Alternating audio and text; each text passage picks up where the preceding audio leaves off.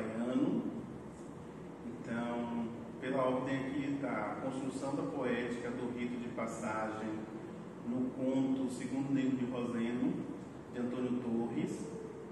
Depois, a Grinalda Nupcial, uma análise do mito do amor materno, no conto de Amélia Rodrigues.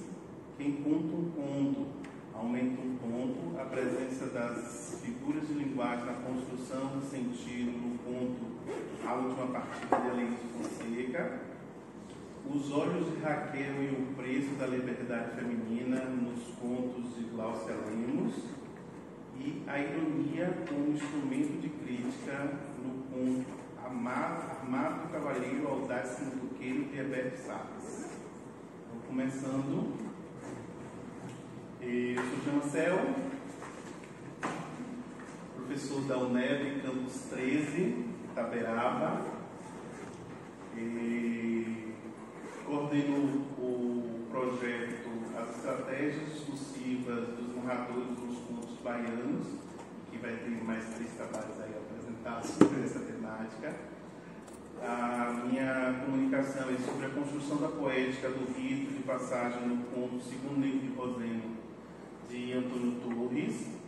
Ela pretende analisar a construção da poética do rito de passagem nesse conto. Então, falando sobre o autor, Antônio Torres é um dos escritores mais conhecidos de sua geração, com livros traduzidos em mais de muitos países. Então, a primeira publicação dele é o romance Um Cão Uivando para a Lua, publicado pela editora Genasa, em 1972. Considerado autor revelação daquele ano, lançou 11 romances, alguns contos e crônicas, sendo alguns deles traduzidos para vários países. Dentre a sua produção encontra-se a coletânea, no caso de contos, Meninos e o Conto, publicada pela editora Record em 1999. Como explica Torres, conto aqui 3 histórias que têm um menino como narrador personagem principal. A saber, Segundo Livro de Roseno, Por um Pé de Feijão e O Dia de São Nunca. Acrescenta o autor que essas histórias, portanto, são de outra era, mas ainda compartilham o sonho, os sentimentos e os conflitos desses meninos. Um dia eles e eu fomos as mesmas pessoas. Ou por outra, até hoje me sinto como se fosse um deles. E aí, retomando a ideia da análise do discurso de Bakhtin, o autor ele é um elemento artístico, é o princípio transgrediente que vai conduzir o leitor a navegar dentro do mundo que é narrado. Então é através dos olhos do autor que a gente tem conhecimento sobre esse mundo que se apresenta para a gente nas páginas dos livros. Segundo a avaliação de Gerana do Malac, o livro ele é catalogado como literatura infanto-juvenil, mas esse livro de contos não deve ficar restrito aos adolescentes. São 3 histórias, ou melhor, são 3 contos deliciosos, todos tendo como personagem principal um menino do interior, talvez reminiscências da infância do autor, acrescidas de alguma ficção. E aí, sobre essa questão de sua literatura ser autobiográfica, Antônio Torres vai se posicionar e dizer que ela não é autobiográfica, embora trabalhe muito com a memória, trabalhe com a vivência dele no interior da Bahia, no Junco, que hoje é a cidade de Sacodias, mas ele tenta estabelecer uma classificação outra que não aquela de autobiografia. E aí, dessa coletânea, eu destaco justamente o conto Segundo Negro de Roseno, que foi selecionado para compor também a antologia panorâmica do conto baiano no século XX, organizada por Gerana do Malac, publicada pela editora da UESC em 2004. Nesse conto, narrado em terceira pessoa, um menino, onde eu, recebido do padre por conta dos serviços prestados durante a festa da igreja, compra uma camisa no armarinho de Negro de Roseno. Desaprovando a compra, o pai obriga-lhe a desfazer.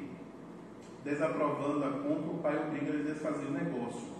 Apesar de se debater com o problema, pedindo ajuda a um e a outro, o menino mantém a palavra empenhada tornando-se responsável pelos próprios atos. Segundo o livro de Roseno, aquele menino é um homem, e o pai fica orgulhoso por perceber que o filho é um homem de palavra, de acordo com o código de ética dos sertanejos. E aí, no caso da análise do conto, eu pesquisando, fazendo levantamento sobre a biografia, sobre a fortuna crítica de Antônio Torres e do conto, eu encontrei umas referências falando que o conto, embora tenha sido publicado em 1999, ele é da década de 70, é um dos primeiros escritos de Antônio Torres, no caso da sua ficção, que antecede até o próprio livro, o próprio romance Essa Terra e o Cão, o Ivano falou. Só que eu perdi a referência, e estou na memória, mas eu não encontrei, eu vou pesquisar para poder colocar aqui. Então, minha análise sobre esse conto é que ele é a primeira janela que Antônio Torres abre sobre esse mundo, que é o sertão da Bahia, que é um sertão visto pelo nativo, porque a gente já teve na literatura outras análises, outras produções falando sobre o sertão, e aí o sertanejo José de Alencar, os sertões de Euclides da Cunha, Grande Sertão Vereda de João Guimarães Rosa, mas todos eles são daqueles que estão de fora da realidade, que vão vivenciar essa realidade, imaginar essa realidade, como no caso de José de Alencar, e no caso de Antônio Torres, ele vivenciou essa realidade como um sertanejo. E aí, para narrar esse conto, Torres vai constituir um narrador de quem conhecemos apenas a voz. Ele é narrado em terceira pessoa. O leitor ele é arremessado para dentro de uma conversa. Então, tem inicialmente o conto é aberto, um diálogo entre o menino e um funcionário do seu pai, um empregado do seu pai, e depois o narrador ele retoma a palavra. Então, a gente vai percebendo a constituição desse narrador que vai contar sobre essa trajetória da transformação da personagem, porque o rito de passagem ele cumpre justamente um momento de transformação de um ser dentro de uma comunidade para um outro status social. E aí, se no primeiro momento ele cede a palavra aos personagens, rapidamente ele retoma. Era terça-feira e era o fim de tudo. E dessa forma nos apresenta quando e onde se passa a história que ele nos narra.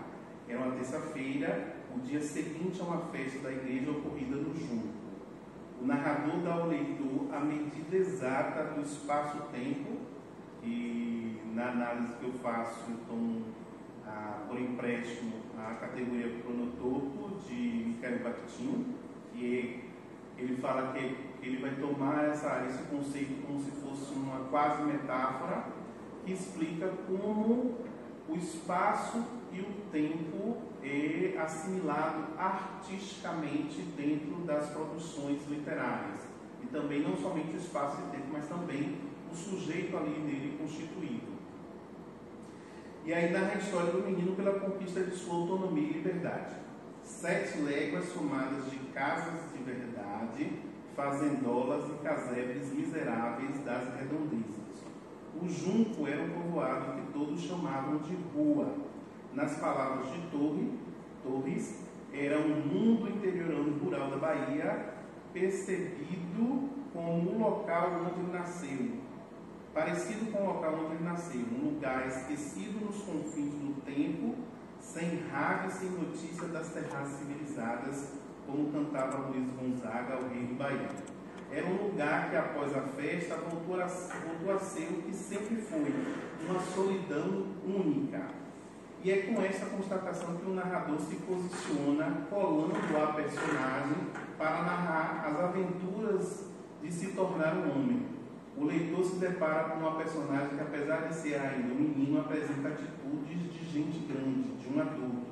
Dá ordens ao empregado do seu pai, tem dinheiro fruto do trabalho executado, compra bens, um pão e uma camisa. E conversa com adultos como se homem fosse. O bêbado, o dono da venda, negro de Roseno. Há também o marceneiro aceitino, que conforta o menino que sonha com ele estudando no seminário para ter um futuro digno. O conflito se instaura, pois, quando ele se depara com o pai obriga ele a desfazer o negócio. Então a gente vai verificar aí que nesse momento em que pesa as diferenças entre o romance antigo de aventura, que foi analisado por Bakhtin, nós vamos perceber que é possível fazer uma aproximação com essas narrativas romanescas. Por quê? Porque nesse caso aí estabelece a tensão e a ruptura entre o homem e sua posição no mundo, e aí a gente vai vendo a evolução dessas narrativas através do romance de provação, o romance picaresco, de cavalaria, de formação, o romance biográfico e o romance psicológico sentimental. Porque nesse caso, a linguagem do conto, e aí eu me referi ao conto de Antônio Torres, a semelhança da linguagem do romance é construída sobre uma interação dialógica ininterrupta com todas as linguagens que a circundam. Todavia, a aprovação não se apresenta de imediato na narração do conto, porque a gente só vai tomar consciência dessa aprovação, de que no fato está se narrando a aprovação já no final do conto. Então, com base nessa percepção, a gente passa a dialogar com o Ricardo Pilha quando ele vai estabelecer as teses sobre o conto e as novas teses sobre o conto, em que ele diz que o conto sempre narra duas histórias, uma que está na superfície e outra que se apresenta por baixo, que vai sendo apresentada ao longo da narrativa e que se revela justamente trazendo estranheza para o leitor. Então o leitor se depara com essa segunda narrativa. E essa segunda narrativa é justamente sobre esse rito de passagem. Então, a primeira narrativa narra sobre o atraso do menino e o receio de tomar uma surra por causa do atraso de chegar para ajudar o pai, e depois a gente percebe que está se dando ali a construção justamente desse rito de passagem, que esse menino passa a se tornar um homem dentro dessa comunidade. E aí, não seria incorreto afirmar que, segundo o Negro de Rosendo, de Antônio Torres, conta duas histórias. Uma sobre o atraso do menino para ajudar o pai na lida da roça, cuja consequência seria uma surra, e a outra sobre o ritual de passagem, a surra que o fez homem, por desobedecer seu pai. Só muito depois, e aí eu trago a citação, só muito depois, quando a camisa já estava rasgada e não servia mais para nada, foi que ele deu o caso por encerrado. Então a gente vai perceber que o pai obriga ele a devolver a camisa, desfazer o negócio, mas ele acaba ficando com essa camisa. O ritual de passagem, enquanto celebração de uma marca, que marca uma mudança de status de uma pessoa no seio de sua comunidade, ou seja, de caráter social, comunitário e religioso, tal celebração marca um momento importante na vida de um dos integrantes do corpo, como requisito necessário para se tornar adulto. Após a celebração, a pessoa passa a ser reconhecida pelos membros de sua comunidade de uma outra forma. No que diz respeito ao conto, o rito de passagem da personagem de menino a homem põe em evidência a construção do arquétipo do homem de palavra. Em suas aventuras, o menino busca provar que se tornou um adulto, um homem aos olhos dos outros e dos seus. Que espécie de homem era ele? Perguntava Negro de Rosendo. Comprava uma camisa e depois se arrependia? Além do mais, a camisa estava melada de suor. A aprovação é a busca do reconhecimento de um novo status pelo grupo. Segundo Weber, em Economia e Sociedade, tal busca evidencia não somente a busca por honrarias, distinção e prestígio, mas também o respeito à vontade, como fica evidenciado no conto. Era uma humilhação ter que se desfazer de um negócio que fizera por sua livre vontade. Então, quando Weber analisa poder e dominação, ele vai dizer que o poder ele é sociologicamente amorfo, mas o que é o poder? É a capacidade de impor a vontade dentro de uma relação social. Então é isso que o menino queria, que sua vontade prevalecesse frente à vontade do pai, que era devolver a camisa, porque a camisa não valia nada segundo a avaliação do pai. E o resultado foi sua sagração em assembleia como homem. E aí eu trago a citação do final do conto. Uma noite seu pai voltou um pouco tarde da rua e ficou conversando com sua mãe. estava contando a respeito do que ouviram os homens dizer sobre o menino. Estava eu, Josias, compadre Zeca e Nego de Roseno. O menino ficou de orelha em pé, ainda não havia se esquecido daquela coisa. Aí Nego de Roseno disse: dá gosto ouvir aquele menino falar. Aquele menino é um homem, contava o velho. Os outros, todos, disseram a mesma coisa. Agora sim, seu pai estava orgulhoso. O filho dele era um homem, segundo Nego de Roseno. Apesar de ser uma personagem secundária, Nego de Roseno constitui-se a autoridade para a sagração do menino em homem. A autoridade lhe é investida por ser o proprietário de uma pequena casa de comércio que atrai a atenção do menino, mas também por possuir uma fubica parada na porta do armarinho, o único orgulho motorizado do junco.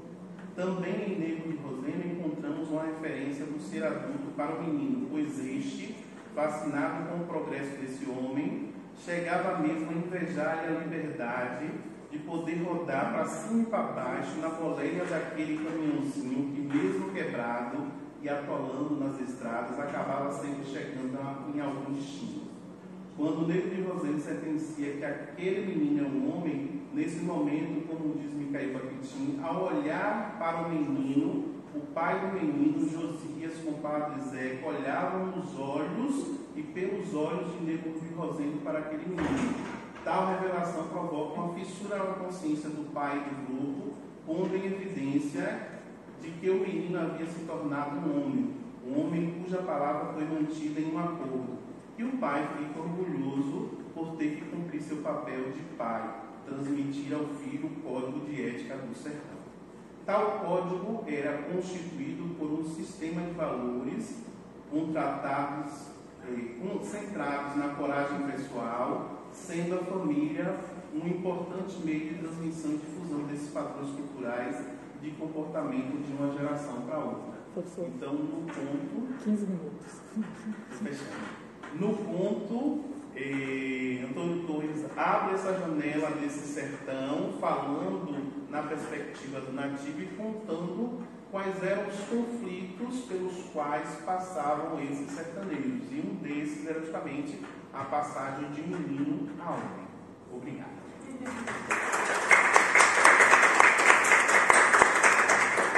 Agora a gente dá uma análise do mito do amor materno no conto de Amélia Rodrigues, Juliana Silva de Oliveira, da UNEB, Campus 13 de Itaberaba.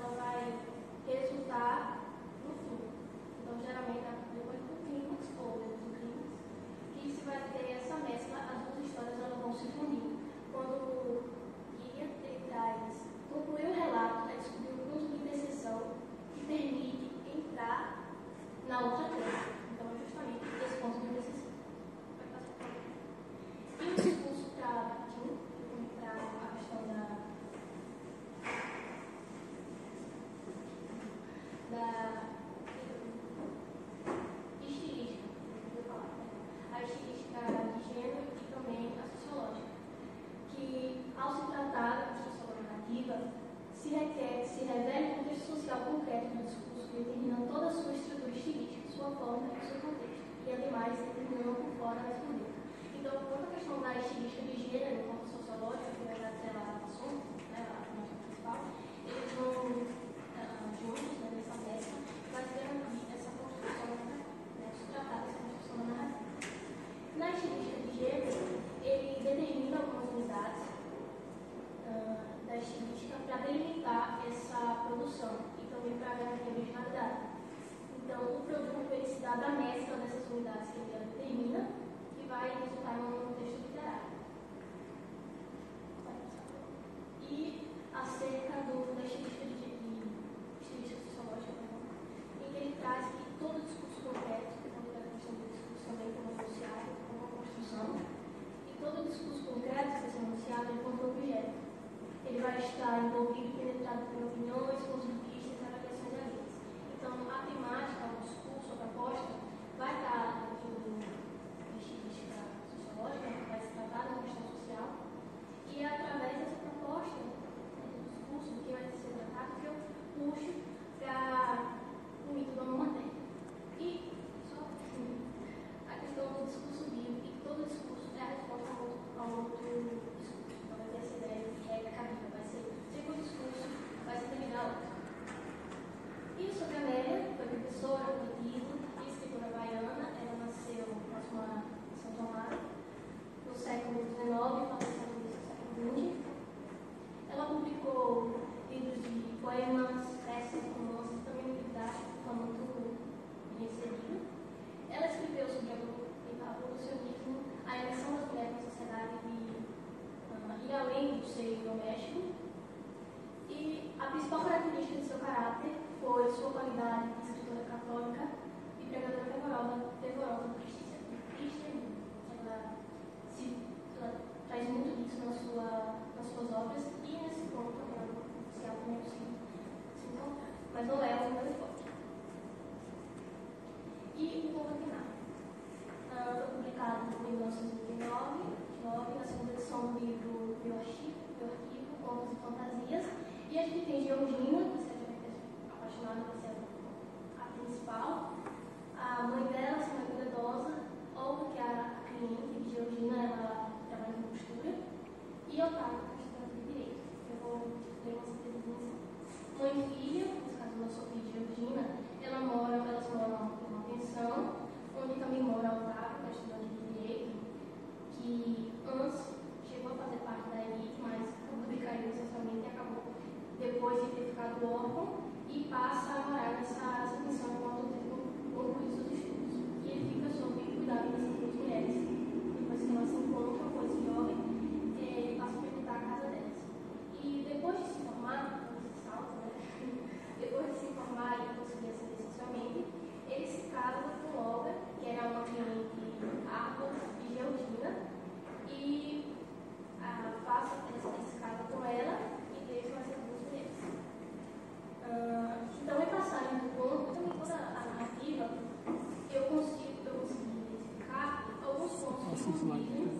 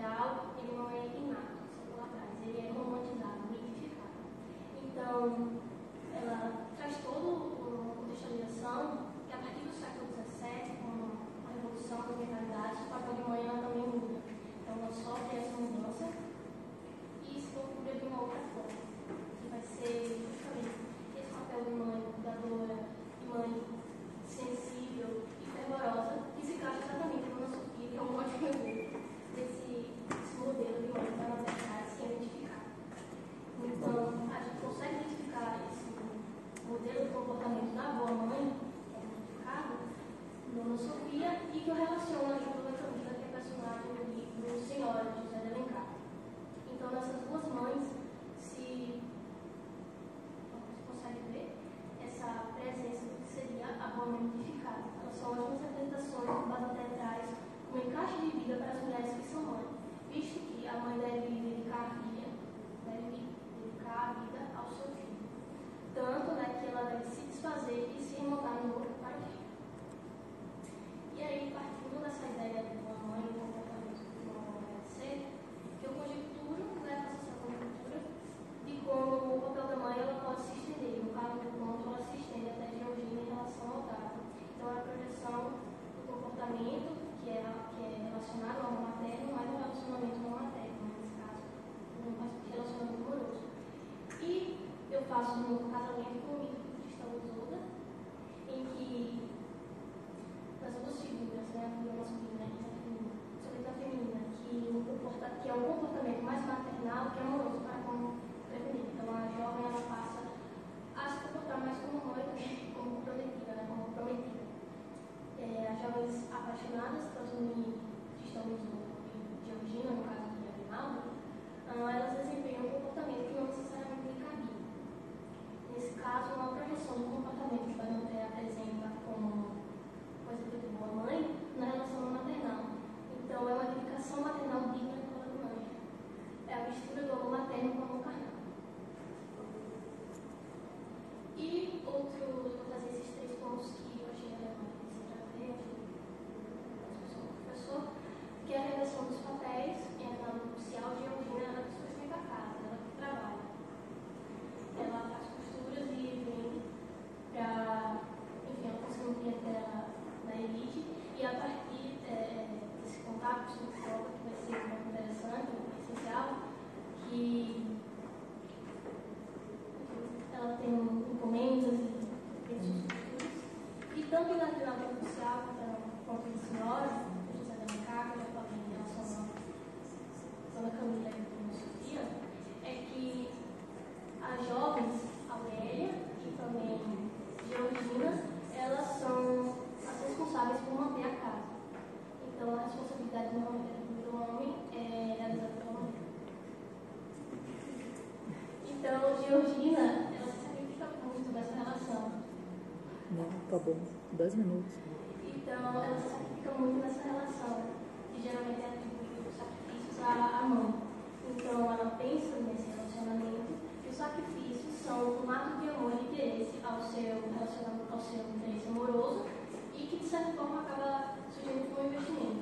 Ela passa a levar as decisões a trabalhar para sustentar ela, a mãe e o Otávio, durante esse período que ele está concluindo o seu estudo, ele estuda direito. E é, de certa forma, um investimento, porque o propósito inicial do início da narrativa é que ela se casasse com o Otávio e ambos pudessem ascender. Esse era o propósito principal da mãe de Georgina e dela também, porque se amasse. Então, eu trago, através dessa ideia de investimento, a ideia também de transação comercial. Então, no ponto, um determinado ponto, deixa eu só pegar o livro.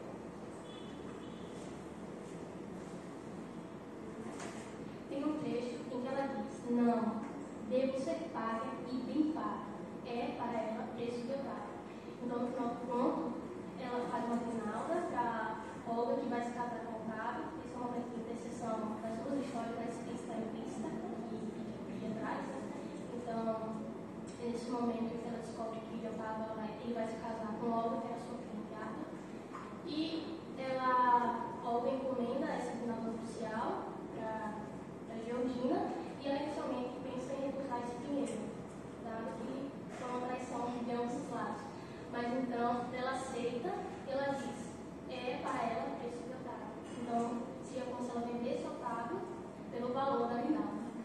Assim como eu trago aqui, na grinalda nupcial tem a venda de Otávio, a venda da. E em Senhora tem a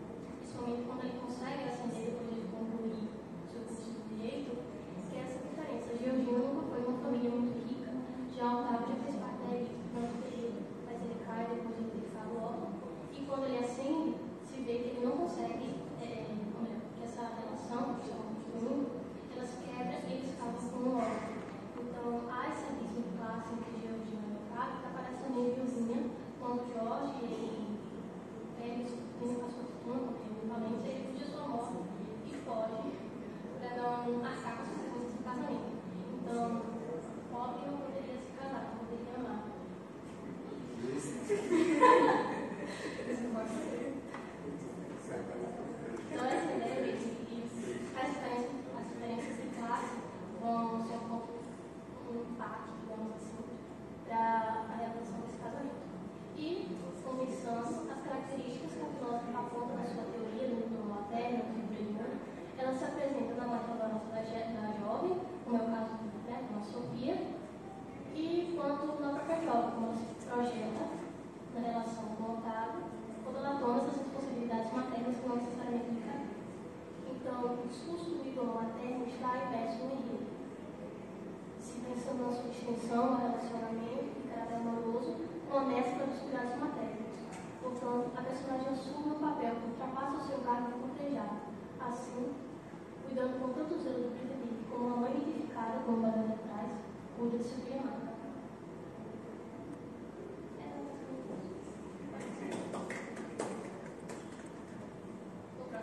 Ah, próximo.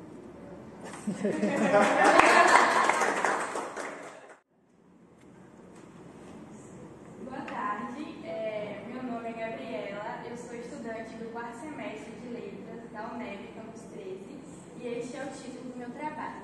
Enquanto o conto aumenta o ponto, eu vou estar falando a questão da presença das figuras de linguagem no conto A Última Partida, de Aleilton Fonseca. Aleilton que está presente, obrigada. Bem, pode passar, por favor. A minha apresentação está dividida da seguinte maneira: uma introdução, que eu vou estar falando um pouco sobre a metodologia do trabalho, sobre o autor, a biografia de Aleilton, vou estar apresentando alguns elementos da obra, um breve resumo também do que o conto fala, e a partir de um desses elementos eu vou estar descrevendo como que as figuras de linguagem se apresentam. E por fim vou estar recapitulando nas considerações finais. Bem, meu trabalho parte do objetivo de que as figuras de linguagem são recursos estilísticos presentes em diversos gêneros e que elas não são mecanismos rígidos e fixos como comumente apresentados nas escolas. Portanto, foi possível identificar 3 figuras de linguagem no conto do professor Aleilton: a ambiguidade, o eufemismo e a metáfora. Eu gostaria de dizer, antes de falar sobre a obra, sobre a biografia do professor Aleilton, que para Bakhtin é essencial que os elementos linguísticos sejam interpretados a partir de uma ótica estilística, porque sem esse viés implica em meras abordagens sistemáticas. Então, partindo desse pressuposto que eu estarei fazendo, a análise semântica. Bem, sobre o professor Aleilton, ele é poeta, escritor, pesquisador, contista, ensaísta, e no ano de 2005 ele se torna membro da Academia de Letras da Bahia, ocupando a cadeira de número 20. O conto A Última Partida está presente no livro O Canto de Alvorada, não sei se dá para ver a capa, mas essa é publicada no ano de 2003 pela editora José Olímpio e aborda a história do falecimento de Lincoln.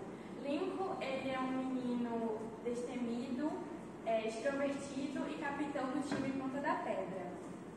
Só que Lincoln falece na véspera do final do campeonato de bailes. E seus amigos, os integrantes do time Ponta da Pedra, se veem no dilema: nós vamos jogar ou não vamos jogar essa última partida, essa final do campeonato de bailes, sem o nosso protagonista do time, sem o nosso capitão? Então, por conta dessa ausência física de Lincoln, o conto é narrado pelo colega, um integrante do time, é narrado por perto. E como há essa questão de estar lidando com o luto, há 2 tempos, o tempo cronológico e o tempo psicológico. Então, o conto inicia da seguinte maneira: no presente, na véspera da final, vai para o flashback do passado, que é Terton relembrando um momento de Lincoln, uma brincadeira que ele faz, volta novamente para o presente, falando mais um pouco como que aconteceu o falecimento e tudo mais, e volta para um flashback. Esse flashback é de uma partida de futebol, uma partida muito marcante que eles disputaram. Falando um pouco sobre memórias, para Maurice Hallwest, espero que eu falei certo, ele diz que a memória sempre é social, porque as lembranças emergem em relação a pessoas, grupos. Então, mesmo uma memória individual, ela se torna uma memória coletiva. E, além disso, para a médica e escritora Ana Cláudia Quintana Arantes, em A Morte é um Dia que Vale a Pena Viver, ela diz que é de extrema importância que o enlutado se lembre da vida em comum e dos momentos engraçados com a pessoa que morreu, porque isso de alguma forma consegue remeter à essência daquela relação. Então, eu acredito que esses flashbacks que o narrador está tendo é uma forma dele se conectar também com seu amigo Lincoln. E, por fim, volto para o presente já no dia da véspera da final. Pode passar, por favor. Agora, a análise dos fenômenos. Bem, a véspera da final. A figura de linguagem predominante é o eufemismo. O conto inicia da seguinte maneira. No mais que de repente, Lincoln ia se levantar dali, de um pulo, com sua risada de mangação. A certeza nos aliviava por hora de uma dor mais funda. Era só um esperar, os adultos se preparassem, que nem precisava lotar a sala de tanta gente para o maior efeito. Ele estava debaixo do lençol, bem quietinho, sobre o banco de madeira rústica. Então, como vocês puderam perceber, em nenhum momento é citada a questão da morte diretamente. O narrador está sempre utilizando a figura de linguagem do eufemismo para falar sobre Lincoln. O Lincoln está debaixo de um lençol, o Lincoln está quietinho, sobre o banco de madeira rústico. Então, não é citado diretamente, é a partir da descrição do ambiente, da questão da sala, com várias pessoas, também do fato de logo ele vai se levantar dali. Todas essas expressões e essa descrição foram descritas a partir do eufemismo. E o eufemismo é uma figura de linguagem que ela tem o objetivo mesmo disso, de suavizar situações desagradáveis. Em outro momento do dia da véspera da final, o narrador também fala, mas que manchas eram aquelas de um modo avermelhado, ensopando uns quantos cantos do lençol. Então, até a descrição de como o corpo do amigo está não é dita diretamente, é sempre através do eufemismo. E nós, leitores, só descobrimos a questão, o motivo por detrás do falecimento mais pra frente. E o narrador fala, ele tinha ido à praia desafiar as ondas, que se espatifavam nas pedras, como gostava de fazer. Na volta, acabara recolhido naquela situação. Então, nós compreendemos que ele faleceu afogado, mas em nenhum momento é dito diretamente. Ele faleceu, sim, a partir do eufemismo. Bem, o segundo momento, eu não quis aqui trazer exemplos do segundo flashback, e já vou pular para o terceiro flashback, que é o da memória de futebol, que é a maior parte do conto. Falando sobre isso, sobre essa narração da partida de futebol, sobre essa narração da memória da partida de futebol, queria dizer que realmente se assemelha a uma narração de futebol. E esse empreendimento estilístico e literário do autor, ao inserir características de um discurso da oralidade, a narração do jogo de futebol, em um texto escrito, contribui para a inovação do gênero textual conto, visto que, para Bakhtin, quando passamos do estilo de um gênero para outro, não nos limitamos a modificar a ressonância desse estilo, graças à sua inserção no gênero que não lhe é próprio, destruímos e renovamos o próprio gênero.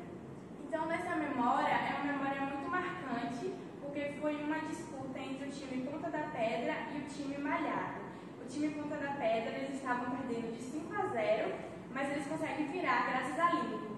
E Terto, ele descreve essa memória sempre focando nos movimentos de Lincoln, como Lincoln se comportava, como ele agia, como ele falava, realmente tentando se aproximar do amigo que partiu.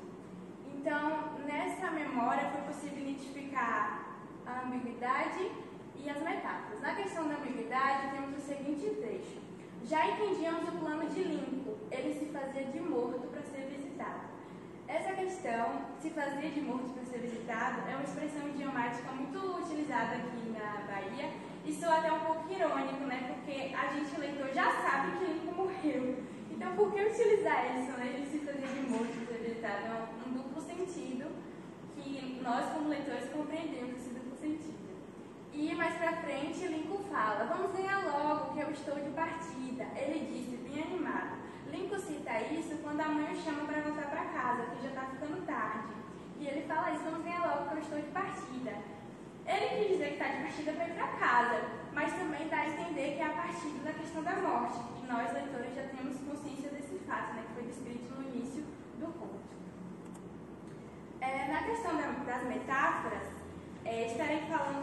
metáforas do futebol. Que as metáforas do futebol, elas são muito utilizadas para a questão da visualização das jogadas no campo, né? E elas podem ser descritas a partir de interações e atribuição de personificação a objetos no campo, além de noção de trajetória, orientação espacial, dentre outras. Esse trecho é um trecho muito importante, eu quero que vocês recordem, porque mais pra frente eu vou estar comentando também. Arremeteu contra o goleiro deles, que saía do gol fechando o ângulo. Lincoln parou, como só ele parava, deu um toque sutil e saiu de lado. O gol estava diante dele, entregue e escancarado. Houve ali uma expectativa, o jogo já terminava, e ele me ofertou a bola. Terto, faça o seu gol. Eu, simples zagueiro, jamais provara aquele sabor. Então eu mesmo rolei, bem de levinho, e a bola foi sorrir no fundo da rede. Aqui nós temos uma metáfora de noção de trajetória do jogador, né? Deu um toque sutil, saiu de lado, que é possível visualizar a jogada. E, além disso, a personificação de objetos do campo, que a bola foi sorrir no fundo da rede, isso é uma metáfora para falar do gol, e, além disso, o gol estava entregue e escancarado, aguardando, né, o Lincoln, como foi descrito pelo narrador Pérez.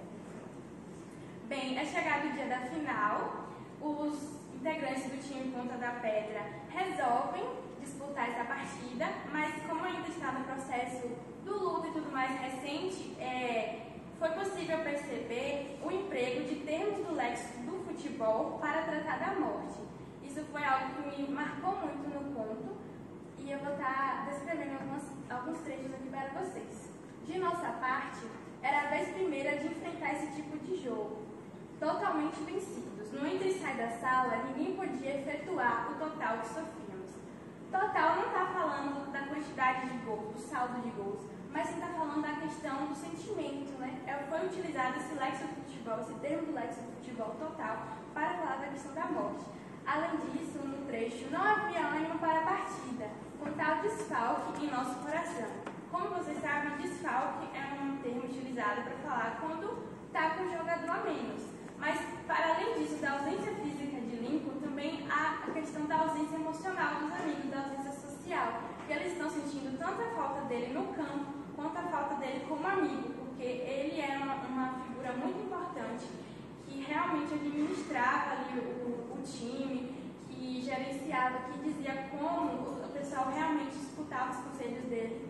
Então, para além da questão física, também a questão social e emocional. E tem também um trecho que fala: esse jogo de futebol não poderia demorar, porque logo mais ele seria levado para outro campo. Questão da ambiguidade novamente. Outro campo pode ser o campo de futebol, mas nesse caso também o campo da questão do enterro, ir para o cemitério, ou até mesmo questão da glória eterna, da vida eterna, né, do céu e tudo mais. Pode passar, por favor. Então, já encaminhando para o final do conto, temos novamente metáforas do futebol. E esse trecho é praticamente o mesmo trecho de quando Lincoln faz o gol. É Terto agora o narrador que está fazendo essa jogada. Arremeti contra o goleiro deles, que saía do gol fechando o ângulo.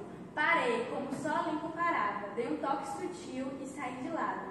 O gol estava diante de mim, solidário e desamparado. Na jogada de Lincoln, o gol estava entregue e escancarado. Agora, sem Lincoln, o gol está solidário e desamparado, assim como todos os integrantes do time que estão sentindo a falta do seu amigo. Houve ali uma expectativa. O jogo já terminava e eu lhe ofertei a bola. Lincoln, faça o seu gol. Então eu mesmo rolei, bem de levinho, e a bola foi chorar no fundo da rede. Quando foi o gol, a bola não foi mais sorrir, foi chorar. E eu gostaria de dizer sobre esses movimentos espelhados, pode-se assim dizer. Assim, no mesmo livro, né, A Morte Onde é que Vale a Pena Viver, a escritora fala o seguinte: o que mais fará falta na morte de alguém importante é o olhar da pessoa sobre nós, pois precisamos do outro como referência de quem somos. Se preciso do outro para pensar sobre o mundo, e se o outro não existe mais, como será o mundo sem ele? Então, basicamente, é esse pensamento, que o colega se inspira tanto em Lincoln, nas jogadas de Lincoln, que até a descrição de quando ele tenta fazer um gol em homenagem a Lincoln para vencer a final dos do campeonato de bairros, ele tenta fazer o máximo possível, como seu amigo fez. Pode passar. 30 segundos. Certo. Sobre considerações finais, é isso. O conto foi possível mostrar que as figuras de linguagem não são mecanismos rígidos. É possível perceber que há esse mix das figuras de linguagem. E eu queria dizer que, para Júlio Cortázar, o conto excepcional é um conto muito bom. Excepcional é uma marca de qualidade literária que torna alguns contos inesquecíveis para quem os lê. E, na minha opinião, A Última Partida é um conto inesquecível, um conto que me marcou muito, porque, assim como o Teto, eu passei por uma questão parecida de perder um amigo. E quando eu li A Última Partida, eu me senti muito acolhida pelas palavras, pelas metáforas utilizadas. E é isso. Obrigada pela atenção.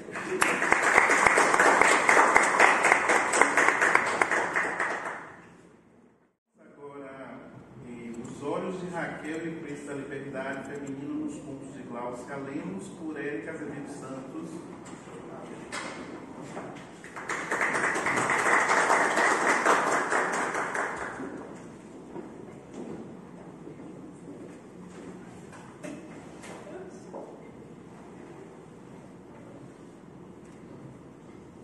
Boa tarde. Eu estava ouvindo o Gabriel e eu fiquei emocionada, porque eu acabei de perder minha avó. Então, quando a gente fala muito de morte, né? A gente ficou assim. Lembrando dela. Então, eu sou Érica Azevedo Santos, eu sou doutoranda do programa Pós-Graduação de Literatura da UFBA, e a Gláucia é uma das minhas autoras, né, da pesquisa, e eu trago para a apresentação de hoje uma leitura, um recorte, né, de uma leitura do conto As Esmeraldas. E o título do meu trabalho é Os Olhos de Raquel e Príncipe da Liberdade Feminina, dos contos de Gláucia Lins. Eu vou fazer uma leitura explicando alguns trechos. A figura feminina sempre se fez presente nos textos literários ao longo da história. Contudo, muitas vezes, tal presença era sintoma e fantasma masculino. Palavras do Silviano Brandão. Criando uma voz que não é feminina, mas seu simulacro, fina modulação da ilusão. Para Maria Rita Raquel, a escrita produzida por mulheres constitui-se a partir da multiplicidade de vozes, contrário do discurso masculino sobre a feminilidade. Assim, obras escritas por mulheres têm buscado fugir dos simulacros criados pelo masculino ao falar sobre si mesmo. A escritora Gláucia Lins iniciou sua carreira literária na década de 1950, participando de concursos literários, ficando em primeiro lugar no concurso do Grêmio Literário Humberto de Campos, na categoria Poesia e Conto, em 1950. Na década de 70, passou a publicar seus contos de Nova Bahia. Em 79, publicou seu primeiro livro de contos, Era Uma Vez Uma Rosa que Virou Mulher, pela Fundação Cultural do Estado da Bahia, com ilustrações da própria autora. Graduada em Direito, foi graduada em Ciência da Arte, dedica-se à literatura e ao jornalismo. É membro desta academia desde 2010. Com mais de 40 títulos publicados, lemos uma escritora que transita entre diferentes gêneros literários. Escreve além de contos, poemas, romances, ensaios, novelas e literatura infantil. A produção literária da escritora reúne textos nos quais a mulher é figura central. Então, a Gláucia tem muitos textos produzidos, né? Na hora de escolher sobre o que falar, eu fiz até então vários recortes de vários livros diferentes da Gláucia. Estou até meio em apuros em relação ao muito da minha tese, porque eu escrevi muitas coisas diferentes. E cada vez que eu lia um livro da Gláucia, eu enxergava uma perspectiva, perspectiva. Aí quando eu lia outro, porque no início a minha ideia era trabalhar com os contos. Mas não tinha coleção dos contos. Eu li os contos, os romances, os poemas, e fui tendo uma variedade, né, sobre essa literatura da Gláucia Lins. E ainda tem alguns livros dela que eu não tive acesso, que eu não consegui encontrar, porque a Glaucia publicou muito, a gente publicou muitas edições com tiragem pequena. Então, tem alguns livros da década de 70, 80, que a gente não consegue comprar. O objetivo desse trabalho é analisar as estratégias utilizadas pela escritora para que as mulheres alcancem a liberdade, através da leitura do conto As Esmeraldas, publicado nos livros Era uma Vez uma Rosa Negra Mulher, de 79, e Lampadário, de 2017. Então, este conto Das Esmeraldas aparece em dois livros da Glaucia, o primeiro de 79 e de 2017. Por que eu trago essa informação? Porque tem uma mudança que é importante a gente fazer essa leitura dos dois contos, né? Tem duas versões. O conto Das Esmeraldas é iniciado mostrando ações distintas dos personagens do casal Raquel e Jair. Enquanto a protagonista se revela preocupada com o desemprego do marido, ele se mantém tranquilo, arquitetando lucrar às custas da beleza da mulher. Então, o início do conto é o seguinte: a mulher chegou à sala, jornal na mão, o marido esticado na poltrona, surrada, olhos no teto. Jair, veja este anúncio. Quem sabe um deles pode servir? O homem olhou para ela sem responder. Seus olhos passearam pelo corpo de Raquel, como se o visse pela primeira vez. Depois, voltaram a seu rosto. Tinha um rosto bonito, sobretudo os olhos, grandes, rasgados, verdes, muito doces. Não era à toa que ele viu dizendo serem duas esmeraldas. O marido, convencido de que o corpo da mulher pode render riqueza, tenta convencê-la a se prostituir. Você tem uma nascente de dinheiro em sua beleza. É só você querer. Eu não brigo, mas é só você querer. O homem insiste na ideia, inicialmente mostrando as vantagens que eles ganhariam fortuna, ele não precisaria esfregar patrão. Como Raquel não aceita a proposta, o marido transforma a chantagem emocional em ameaças. Se não quiser, não vá. Agora saiba que você é muito burra. Podendo ganhar dinheiro na moleza, fica nessa de não dar para isso. Agora eu não vou ficar mais tomando broca de patrão. Se você não quer me ajudar, então eu vou embora. Quero ver como é que você vai pagar aluguel, condomínio, comprar comida. Você não tem mesmo onde ir. Não tem pai, não tem mãe, não tem ninguém.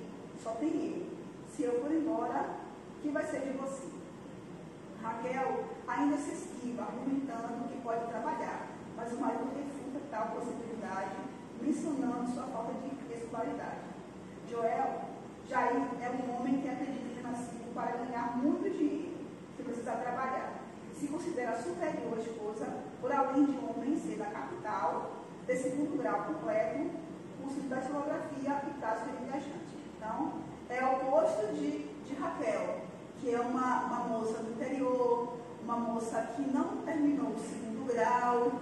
Então, ele se sentiu superior. A protagonista, apresentada inicialmente como tímida e subserviente ao marido, não consegue obedecê-lo, mas também não é independente para dizer não. Assim, Raquel sai de casa todas as noites, se refugia dentro de uma igreja, fica presa, furta o caixa das doações e retorna para casa no início do dia seguinte com o dinheiro exigido pelo marido.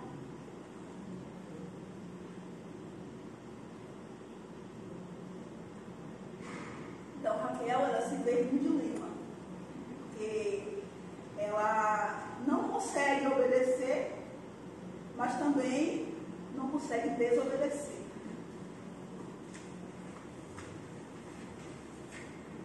É maio e as igrejas de Salvador ficam abertas para celebrar o mês mariano. Raquel se refugia cada noite em um trigo, comete o mesmo furto e deixa um bilhete prometendo que voltará para pagar, pois pegou emprestado. O marido, satisfeito com o dinheiro, ela consumida pela angústia, furto e pelo medo de não conseguir evitar a prostituição.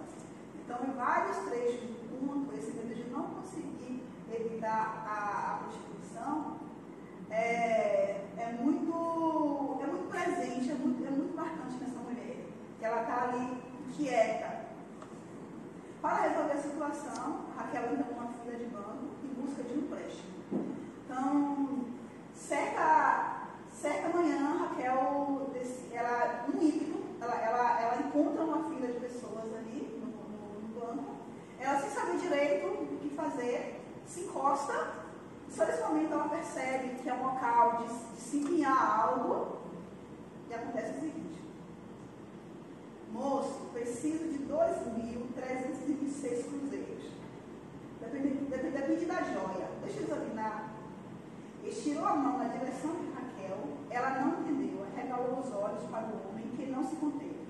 Que olhos lindos! Parecem 2 esmeraldas. Se for uma joia igual a estas, pode conseguir um empréstimo maior. Quer dizer que eu tomo um dinheiro e deixo uma joia como garantia? Estou mesmo. Raquel pensou. Não tinha joias, só bijuterias. É só verdadeira?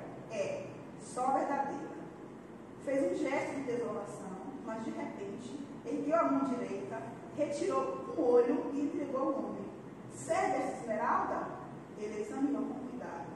Muito bonita, límpida, grande, lapidação perfeita. Pesou a esmeralda, concordou. Está bem, bonita joia. Apanhou na gaveta algumas cédulas, contou-as cuidadosamente. 2.340. Entregou a Raquel, que assinou um recibo e recebeu.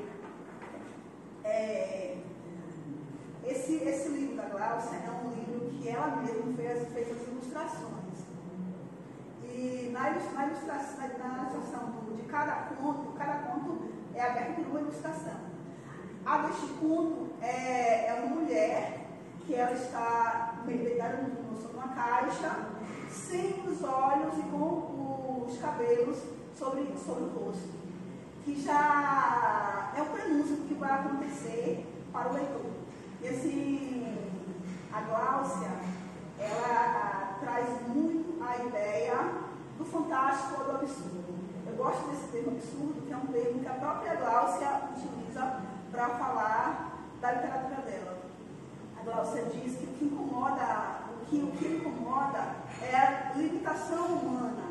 Então, como a limitação humana a incomoda, ela encontrou no absurdo uma forma de fugir dessa limitação, ou de vencer essa limitação. E no caso das mulheres, né, nós sabemos que a limitação é muito maior, porque a mulher, ela fica presa numa caixa de você pode ir até aqui, isso você pode fazer, isso você não pode fazer. Essa edição que eu trouxe, os trechos, é a edição de 79.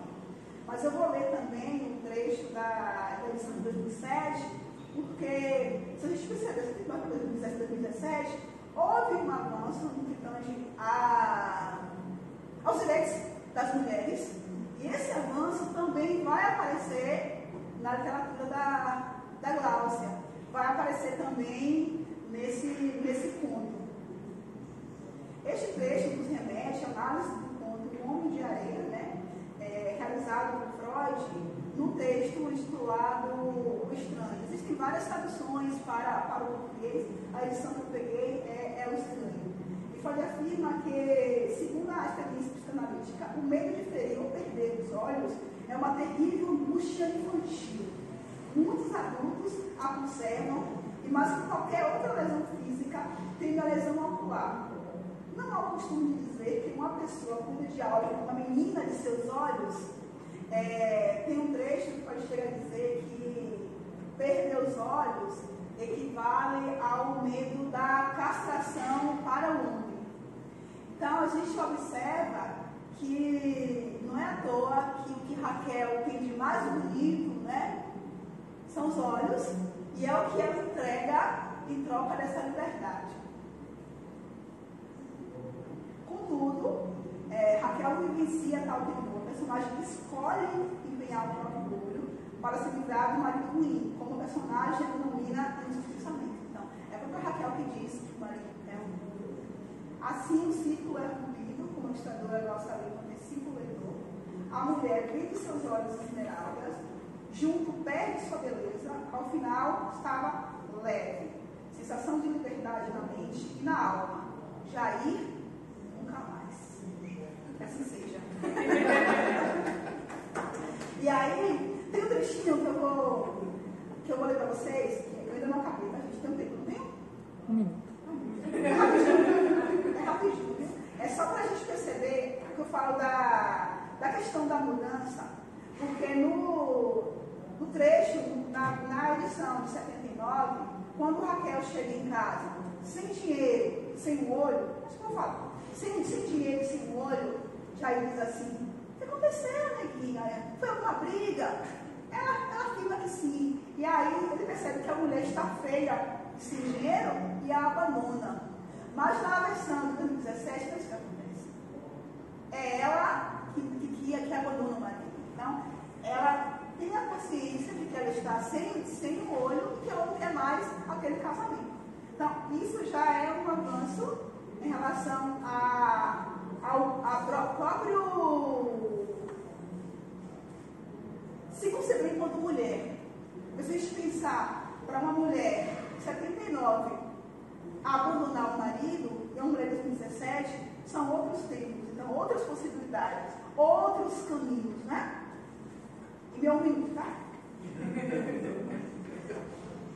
Além de transitar por diferentes gêneros, nós sabemos apresentar diferentes formas de libertação da mulher em suas obras. As personagens, Era uma vez que uma rosinha europeia, por exemplo, busca escolher rotas para suas vidas por meio do absurdo, do mágico, mas ainda sucumbem ao masculino através do amor romântico. Desta forma, isso acontece em outros contos, tá, gente? Desta forma, ou elas criam outro mundo para sobreviver se as bordas do machismo que as encarceram, seja por meio do casamento, opressor, por meio de uma mãe, muitas questões da mãe, que também é opressora, viveu a opressão, também oprime as filhas, que é a guardiã da moral, dos costumes. Lá, ao se traz sobre suas narrativas, o absurdo com estratégia de liberdade ao criar personagens que conseguem transcender a realidade patriarcalista e opressora. É o que a gente estava conversando, que se a realidade ela não consegue dar conta dessa limitação, a imaginação consegue.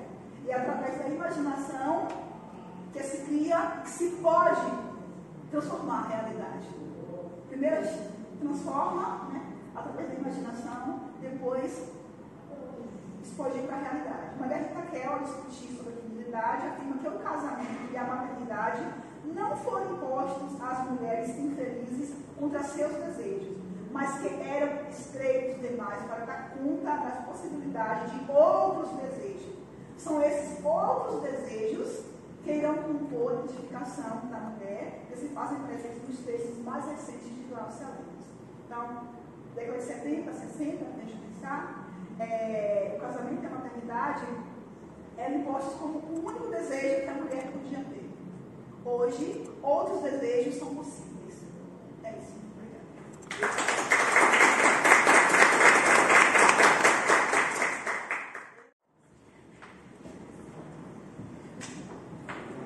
Para fechar nossa sessão de comunicações,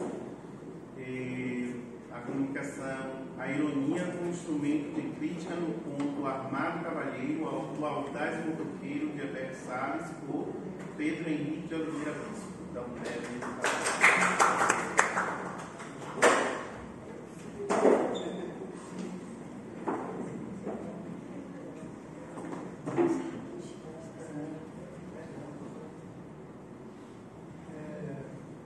boa tarde a todos. Meu nome é Pedro e eu também sou do campus 13 da Universidade da Bahia e estudo letras, literatura e uma literatura. A minha pesquisa se baseia em buscar compreender como a ironia atua como instrumento de crítica na obra de Alberto Salles, Armado Cavalheiro, Aldair Motoqueiro. E meu trabalho está dividido da seguinte forma.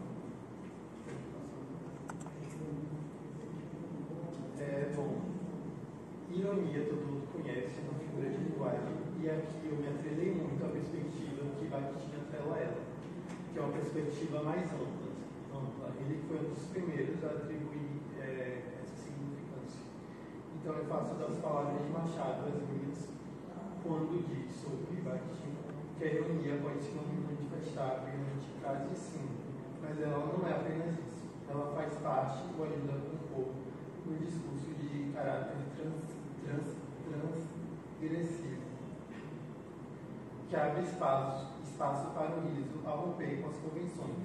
Mais que isso, ela pode também apresentar críticas amargas às atitudes demais dogmáticas, aos discursos totalitários, aos gêneros do discurso que se julgam inatacáveis. Pode passar. Então, a gente compreende que, ao criticar algo, o autor ele se estabelece em um lugar de parcialidade. Então, vendo todo esse contexto, a gente percebe que, desde que a literatura e a pesquisa nasceu, os autores sempre atuaram de forma muito parcial.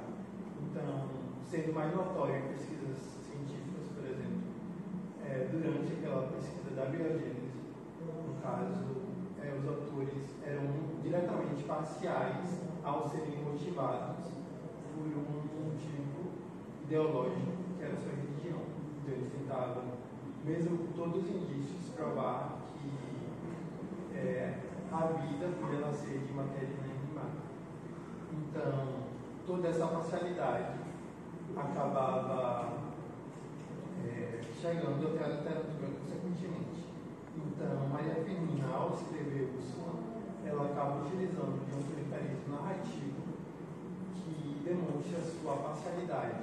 Então, ao construir, obviamente, qualquer um aqui, ao construir um vilão, entregaria de sua parcialidade ao atribuir esse vilão à sua vilania.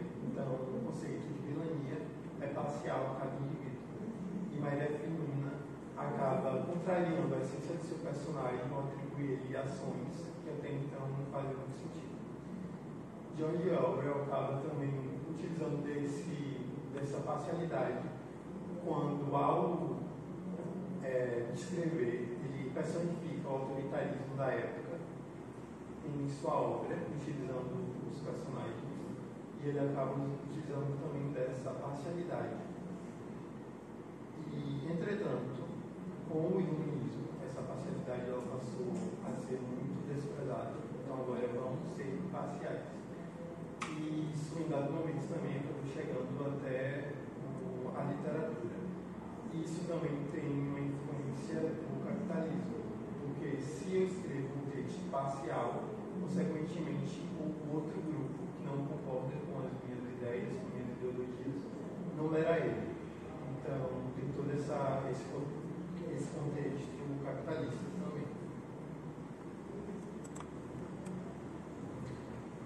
Então, o Heberto Salles, ele é um artista que nasce justamente entre a transição desses movimentos literários.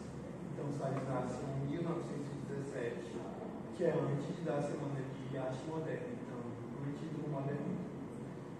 Então, por nascer entre essa divisão de épocas, então Salles ele meio que nasce entre duas escolas literárias, ele acaba tendo uma particularidade que a gente percebe muito em artistas, principalmente escritores, que nasceram entre dois movimentos literários. Então, Salles tem essa singularidade. E, segundo Assis Brasil, ele possuía uma prosa tão popular ao ponto de ser lido ao nível de textos informativos. Então, Salles acaba utilizando da ironia para criticar a sua sociedade da época. E aí entra a questão, será que Salles, por ser esse artista não parcial, ele é realmente um artista modernista? E aí eu cheguei na conclusão que sim, porque ainda hoje é muito difícil separar o autor da obra. Então, mesmo que inconscientemente, o autor sempre irá estar associado à sua obra de forma ideológica ou variável. Pode passar, por favor. Então, esse conto, Amado Cavalheiro, o Aurélio Motoqueiro, ele apresenta uma escrita descontextualizada. Então, o leitor, a primeiro momento, não consegue se situar, por exemplo, ao período, à época, que personagens estão aqui. E Salles também ele domina muito o uso diversas semelhanças. Então, os elementos ali, tanto pessoas quanto objetos, o leitor acaba realmente acreditando que eles possam existir na vida real, e quando a gente pesquisa, descobre que não. E o principal, né, ele faz uso de sátiras como forma de criticar a crítica. Então, o livro, ele começa com um adolescente de 19 anos, e ele está se olhando no espelho, questionando sua aparência e tal, se vendo como uma possível figura de Cristo. E conforme o conto corre, a gente descobre que aquele adolescente tem dependência química, e como forma de driblar isso, seus pais tentam convencer ele: se você diminuir esse consumo, a gente vai te dar um outro. E é isso que acontece. E esse adolescente, que ele é todo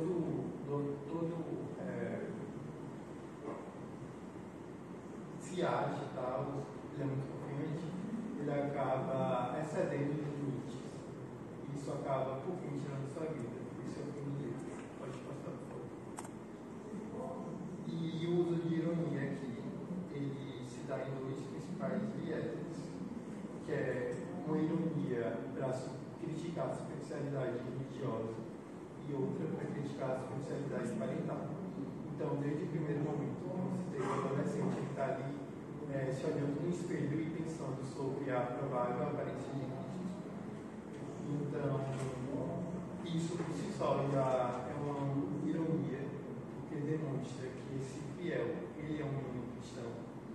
Ele se preocupa muito mais com a imagem de Cristo, porque ele está ali pensando: será que Cristo tem cabelo grande? Será que é igual ao meu? Qual é a etnia de Cristo?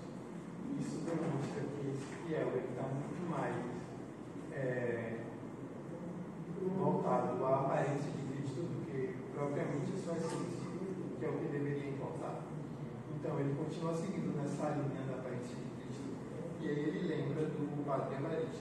Então é citado aqui que em sua missa das 6h30, depois do lanche de algum hambúrguer com chope, que habitualmente tomava antes de subir o altar.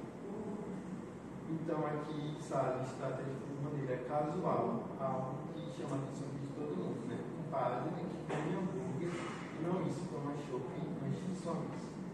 E essa casualidade que Salles traz isso é uma forma de evidenciar ainda mais a sua ironia e sátira quanto a essa figura. E aqui é denunciado também que essa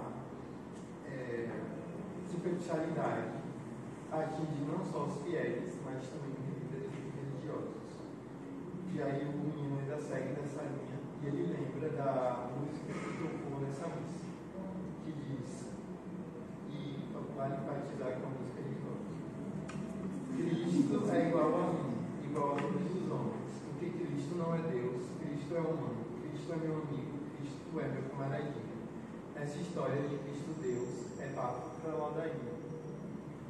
Então, essa música é muita coisa acontecendo. Primeiramente, que a igreja, ao agregar às suas práticas religiosas elementos mundanos que beneficiam apenas os fiéis e não a Cristo como deveria ser feito, acaba servindo também de crítica. Então, o fato dessa música ser uma banda de rock é uma crítica porque demonstra a superficialidade que, ao tentar trazer mais fiéis, acaba utilizando de elementos mundanos que acabam contradizendo o que a igreja solicita.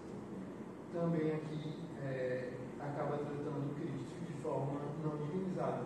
Então, esse Cristo aqui que eles descrevem é um divino alcançado. Qualquer pessoa, ele está muito próximo da realidade e do humano. Então, se tratando agora da superficialidade parental, como eu já citei, os pais do protagonista, que possui dependência química, prometem o presentear com a moto caso ele diminua o consumo de vício. Isso acaba acontecendo. E esse pai do protagonista, ele é descrito como o coroa, pai mas no brasileiro legal, para frente participante. Então, aqui, ao utilizar no diminutivo esse substantivo do pai, o autor ele acaba debochando, satirizando esse pai que tenta a todo custo se transformar em um amigo do filho, não do pai. Então ele segue descrevendo esse pai. O pai trata o filho como companheiro, não como filho. Tudo ao contrário de como os pais agressores do tempo do chicote faziam. Então Salles continua debochando, ironizando esse pai que tenta a todo custo se distanciar dessa figura autoritária que normalmente associamos à figura paterna. Esse pai do protagonista também, ele tenta a todo custo se assemelhar mais a um amigo do que a um pai. Então ele não exerce autoridade sobre esse seu filho mais novo. E aqui também, ao utilizar o tempo do chicote, o autor acaba recorrendo também a outras figuras de linguagem para estender essa sua crítica. Então ele usa da hipérbole para debochar ainda mais desse pai. A mãe do protagonista não aparece muito, isso é uma figura que chama a atenção no primeiro momento. E depois a gente acaba descobrindo onde é que ela estava. Então, a mãe estava na copa, acabaram de voltar do pé na praia, shortzinho lá em cima. Então, a gente acaba percebendo que a não presença dessa mãe não é intencional do autor. Ela tem uma intenção muito clara, que é quando a gente percebe que esse protagonista ele tem dependência química, ele é menor de idade, que essa mãe não está presente, o autor acaba também criticando e ironizando essa especialidade. E quando ele descreve, ele especifica, né? Não é apenas um shortzinho lá em cima. E aí cabe a gente perceber que Salles ele é uma pessoa do século passado. Então, o patriarcado ainda dominava muito. E aqui é uma clara tentativa machista, né? De, além de demonstrar que essa mãe ela é desleixada, ela é uma mãe não recatada, que fere diretamente o cenário social da época. E o cenário de mãe e filho também é algo muito superficial, porque depois de passar o dia todo fora, ela apenas elogia o seu filho e ele se despede dela. E ela se despede, ela não pergunta saber como o filho estava, ela não exerce o que esperava de uma mãe. Pode passar. Você consegue, claro. Então a gente compreende que desde os primórdios os autores sempre tiveram uma parcialidade muito evidente. Entretanto, o modernismo, essa parcialidade passou a ser muito menos aceita, porque ela acarretava que que o matéria do livro não chegaria até um grupo. Então, como o capitalismo visa muito lucro, isso foi